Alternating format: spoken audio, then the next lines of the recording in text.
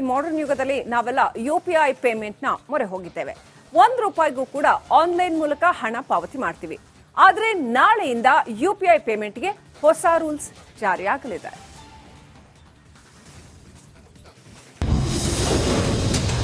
ನಾಳೆಯಿಂದ ಯುಪಿಐ ಬಳಕೆದಾರರಿಗೆ ಹೊಸ ರೂಲ್ಸ್. ಐಡಿ ರಚಿಸಲು ವಿಶೇಷ ಅಕ್ಷರಗಳನ್ನು ಬಳಸುವಂತಿಲ್ಲ. ಇದು ಡಿಜಿಟಲ್ ಯುಗ.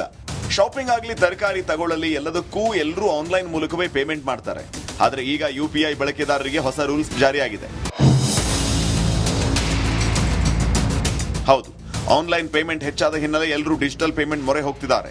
ಯೂನಿಫೈಡ್ ಪೇಮೆಂಟ್ಸ್ ಇಂಟರ್ಫೇಸ್ ಮಾರುಕಟ್ಟೆಗೆ ಎಂಟ್ರಿ ಕೊಟ್ಟಾದ್ರಿಂದ ನಗದು ವ್ಯವಹಾರ ತೀರಾ ವಿರಳವಾಗಿದೆ. ಆದರೆ ಈಗ ಯುಪಿಐ ಹೊಸ ನಿರ್ಧಾರಗಳನ್ನ ಕೈಗೊಂಡಿದೆ. ಅವು ಯಾವುದು ಅಂತ ನೋಡೋದಾದ್ರೆ, ಯುಪಿಐ ಹೊಸ ರೂಲ್ಸ್. ನಾಳೆಯಿಂದ ಯುಪಿಐ ಬಳಕೆಗೆ ಹೊಸ ನಿಯಮ ಜಾರಿಯಾಗಲಿದೆ. ಯುಪಿಐ ಐಡಿಯನ್ನು ರಚಿಸೋದಕ್ಕೆ ವಿಶೇಷ ಅಕ್ಷರ ಬಳಸುವಂತಿಲ್ಲ. ವಿಶೇಷ ಅಕ್ಷರ ಬಳಸಿದ್ರೆ ವಹಿವಾಟು ತಿರಸ್ಕಾರ ಆಗುತ್ತೆ.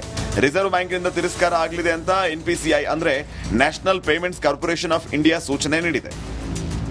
ನಾಳೆಯಿಂದ ಈ ಎಲ್ಲ ನಿಯಮಗಳು ಯುಪಿಐ ವಹಿವಾಟುದಾರರಿಗೆ ಅನ್ವಯಿಸಲಿದ್ದು, ವ್ಯಾಪಾರಸ್ಥರಿಂದ ಹಿಡಿದು ಸಾಮಾನ್ಯ ಜನರ ಮೇಲೂ ಪರಿಣಾಮ ಬೀರಲಿದೆ. Bureau report, republic Kannada. ಈ ಮಾಡರ್ನ್ ಯುಗದಲ್ಲಿ ನಾವೆಲ್ಲ ಯುಪಿಐ ಪೇಮೆಂಟ್ ನ ಮೊರೆ ಹೋಗಿದ್ದೇವೆ. ₹1 ಕೂಡ ಆನ್ಲೈನ್ ಮೂಲಕ ಹಣ ಪಾವತಿ ಮಾಡ್ತೀವಿ. ಆದರೆ ನಾಳೆಯಿಂದ ಯುಪಿಐ ಪೇಮೆಂಟ್ಗೆ ಹೊಸ ರೂಲ್ಸ್ ಜಾರಿಯಾಗಲಿದೆ.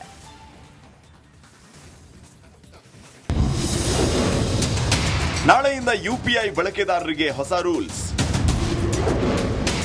ಐಡಿ ರಚಿಸಲು ವಿಶೇಷ ಅಕ್ಷರಗಳನ್ನು ಬಳಸುವಂತಿಲ್ಲ. ಇದು ಡಿಜಿಟಲ್ ಯುಗ. ಶಾಪಿಂಗ್ ಆಗಲಿ, ತರಕಾರಿ ತಗೊಳ್ಳಲಿ, ಎಲ್ಲದಕ್ಕೂ ಎಲ್ಲರೂ ಆನ್ಲೈನ್ ಮೂಲಕವೇ ಪೇಮೆಂಟ್ ಮಾಡ್ತಾರೆ. ಆದರೆ ಈಗ ಯುಪಿಐ ಬಳಕೆದಾರರಿಗೆ ಹೊಸ ರೂಲ್ಸ್ ಜಾರಿಯಾಗಿದೆ. ಹೌದು, ಆನ್ಲೈನ್ ಪೇಮೆಂಟ್ ಹೆಚ್ಚಾದ ಹಿನ್ನೆಲೆ ಎಲ್ಲರೂ ಡಿಜಿಟಲ್ ಪೇಮೆಂಟ್ ಮೊರೆ ಹೋಗ್ತಿದ್ದಾರೆ. ಯೂನಿಫೈಡ್ ಪೇಮೆಂಟ್ಸ್ ಇಂಟರ್ಫೇಸ್ ಮಾರುಕಟ್ಟೆಗೆ ಎಂಟ್ರಿ ಕೊಟ್ಟಾದ್ರಿಂದ ನಗದು ವ್ಯವಹಾರ ತೀರಾ ವಿರಳವಾಗಿದೆ. ಆದರೆ ಈಗ ಯುಪಿಐ ಹೊಸ ನಿರ್ಧಾರಗಳನ್ನ ಕೈಗೊಂಡಿದೆ. ಅವು ಯಾವುದು ಅಂತ ನೋಡೋದಾದ್ರೆ, ಯುಪಿಐ ಹೊಸ ರೂಲ್ಸ್. ನಾಳೆಯಿಂದ ಯುಪಿಐ ಬಳಕೆಗೆ ಹೊಸ ನಿಯಮ ಜಾರಿಯಾಗಲಿದೆ. ಯುಪಿಐ ಐಡಿಯನ್ನು ರಚಿಸೋದಕ್ಕೆ ವಿಶೇಷ ಅಕ್ಷರ ಬಳಸುವಂತಿಲ್ಲ. ವಿಶೇಷ ಅಕ್ಷರ ಬಳಸಿದ್ರೆ ವಹಿವಾಟು ತಿರಸ್ಕಾರ ಆಗುತ್ತೆ. ರಿಸರ್ವ್ ಬ್ಯಾಂಕ್ನಿಂದ ತಿರಸ್ಕಾರ ಆಗಲಿದೆ ಅಂತ ಎನ್ಪಿಸಿಐ ಅಂದ್ರೆ national payments corporation of India ಸೂಚನೆ ನೀಡಿದೆ. ನಾಳೆಯಿಂದ ಈ ಎಲ್ಲ ನಿಯಮಗಳು ಯುಪಿಐ ವಹಿವಾಟುದಾರರಿಗೆ ಅನ್ವಯಿಸಲಿದ್ದು, ವ್ಯಾಪಾರಸ್ಥರಿಂದ ಹಿಡಿದು ಸಾಮಾನ್ಯ ಜನರ ಮೇಲೂ ಪರಿಣಾಮ ಬೀರಲಿದೆ.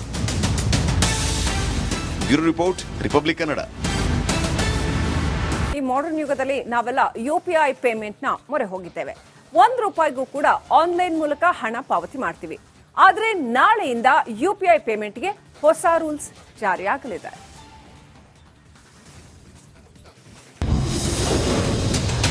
ನಾಳೆಯಿಂದ ಯುಪಿಐ ಬಳಕೆದಾರರಿಗೆ ಹೊಸ ರೂಲ್ಸ್.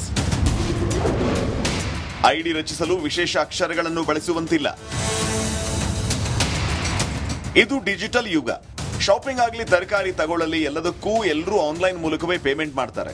ಆದರೆ ಈಗ ಯುಪಿಐ ಬಳಕೆದಾರರಿಗೆ ಹೊಸ ರೂಲ್ಸ್ ಜಾರಿಯಾಗಿದೆ.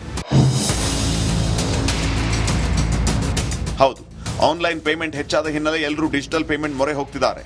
ಯೂನಿಫೈಡ್ ಪೇಮೆಂಟ್ಸ್ ಇಂಟರ್ಫೇಸ್ ಮಾರುಕಟ್ಟೆಗೆ ಎಂಟ್ರಿ ಕೊಟ್ಟಾದ್ರಿಂದ ನಗದು ವ್ಯವಹಾರ ತೀರಾ ವಿರಳವಾಗಿದೆ. ಆದರೆ ಈಗ ಯುಪಿಐ ಹೊಸ ನಿರ್ಧಾರಗಳನ್ನ ಕೈಗೊಂಡಿದೆ. ಅವು ಯಾವುದು ಅಂತ ನೋಡೋದಾದ್ರೆ, ಯುಪಿಐ ಹೊಸ ರೂಲ್ಸ್. ನಾಳೆಯಿಂದ ಯುಪಿಐ ಬಳಕೆಗೆ ಹೊಸ ನಿಯಮ ಜಾರಿಯಾಗಲಿದೆ. ಯುಪಿಐ ಐಡಿಯನ್ನು ರಚಿಸೋದಕ್ಕೆ ವಿಶೇಷ ಅಕ್ಷರ ಬಳಸುವಂತಿಲ್ಲ. ವಿಶೇಷ ಅಕ್ಷರ ಬಳಸಿದ್ರೆ ವಹಿವಾಟು ತಿರಸ್ಕಾರ ಆಗುತ್ತೆ.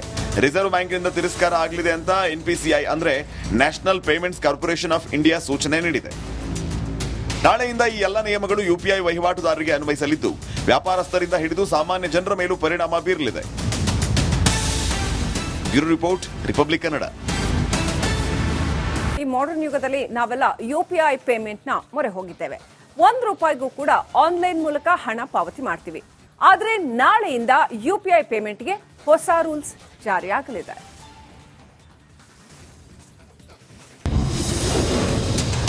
ನಾಳೆಯಿಂದ ಯುಪಿಐ ಬಳಕೆದಾರರಿಗೆ ಹೊಸ ರೂಲ್ಸ್. ಐಡಿ ರಚಿಸಲು ವಿಶೇಷ ಅಕ್ಷರಗಳನ್ನು ಬಳಸುವಂತಿಲ್ಲ. ಇದು ಡಿಜಿಟಲ್ ಯುಗ. ಶಾಪಿಂಗ್ ಆಗಲಿ, ತರಕಾರಿ ತಗೊಳ್ಳಲಿ, ಎಲ್ಲದಕ್ಕೂ ಎಲ್ಲರೂ ಆನ್ಲೈನ್ ಮೂಲಕವೇ ಪೇಮೆಂಟ್ ಮಾಡ್ತಾರೆ. ಆದರೆ ಈಗ ಯುಪಿಐ ಬಳಕೆದಾರರಿಗೆ ಹೊಸ ರೂಲ್ಸ್ ಜಾರಿಯಾಗಿದೆ. ಹೌದು, ಆನ್ಲೈನ್ ಪೇಮೆಂಟ್ ಹೆಚ್ಚಾದ ಹಿನ್ನೆಲೆ ಎಲ್ಲರೂ ಡಿಜಿಟಲ್ ಪೇಮೆಂಟ್ ಮೊರೆ ಹೋಗ್ತಿದ್ದಾರೆ. ಯೂನಿಫೈಡ್ ಪೇಮೆಂಟ್ಸ್ ಇಂಟರ್ಫೇಸ್ ಮಾರುಕಟ್ಟೆಗೆ ಎಂಟ್ರಿ ಕೊಟ್ಟಾದ್ರಿಂದ ನಗದು ವ್ಯವಹಾರ ತೀರಾ ವಿರಳವಾಗಿದೆ. ಆದರೆ ಈಗ ಯುಪಿಐ ಹೊಸ ನಿರ್ಧಾರಗಳನ್ನ ಕೈಗೊಂಡಿದೆ. ಅವು ಯಾವುದು ಅಂತ ನೋಡೋದಾದ್ರೆ, ಯುಪಿಐ ಹೊಸ ರೂಲ್ಸ್. ನಾಳೆಯಿಂದ ಯುಪಿಐ ಬಳಕೆಗೆ ಹೊಸ ನಿಯಮ ಜಾರಿಯಾಗಲಿದೆ. ಯುಪಿಐ ಐಡಿಯನ್ನು ರಚಿಸೋದಕ್ಕೆ ವಿಶೇಷ ಅಕ್ಷರ ಬಳಸುವಂತಿಲ್ಲ. ವಿಶೇಷ ಅಕ್ಷರ ಬಳಸಿದ್ರೆ ವಹಿವಾಟು ತಿರಸ್ಕಾರ ಆಗುತ್ತೆ. ರಿಸರ್ವ್ ಬ್ಯಾಂಕ್ನಿಂದ ತಿರಸ್ಕಾರ ಆಗಲಿದೆ ಅಂತ ಎನ್ಪಿಸಿಐ ಅಂದ್ರೆ national payments corporation of India ಸೂಚನೆ ನೀಡಿದೆ.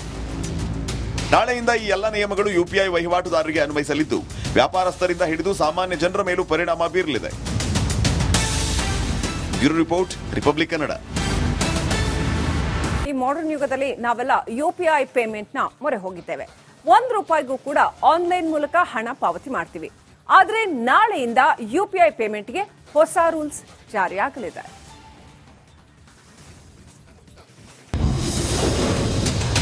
ನಾಳೆಯಿಂದ ಯುಪಿಐ ಬಳಕೆದಾರರಿಗೆ ಹೊಸ ರೂಲ್ಸ್. ಐಡಿ ರಚಿಸಲು ವಿಶೇಷ ಅಕ್ಷರಗಳನ್ನು ಬಳಸುವಂತಿಲ್ಲ. ಇದು ಡಿಜಿಟಲ್ ಯುಗ.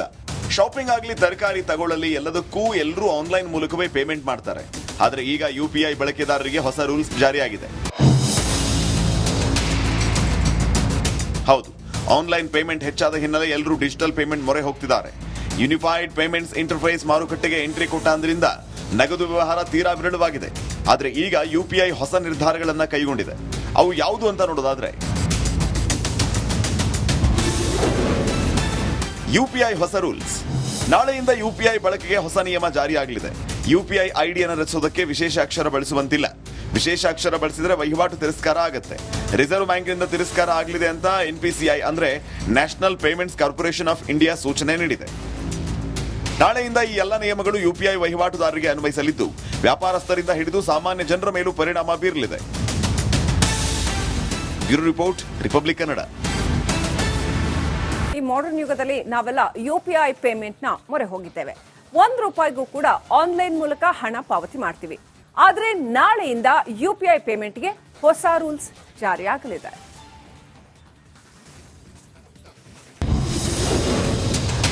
ನಾಳೆಯಿಂದ ಯುಪಿಐ ಬಳಕೆದಾರರಿಗೆ ಹೊಸ ರೂಲ್ಸ್.